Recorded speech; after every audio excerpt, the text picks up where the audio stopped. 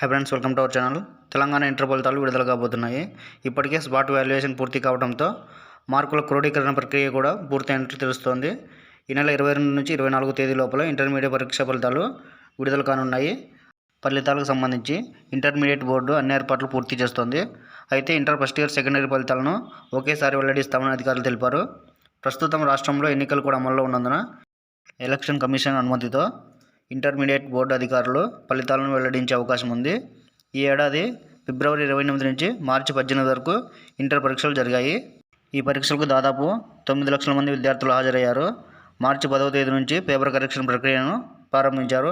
మొత్తం 4 విడతల్లో paper correction ప్రక్రియను నిర్వహించి ఏప్రిల్ 10వ తేదీ నాటికి ఈ ప్రక్రియను పూర్తి చేశారు. అయితే ఫలితాలను ఇంటర్మీడియట్ బోర్డు అధికారిక వెబ్సైట్లోకి వెళ్ళి ఫలితాలను చెక్ చేసుకోవచ్చు. ఈ లింకును కింద డిస్క్రిప్షన్లో ఇచ్చాను.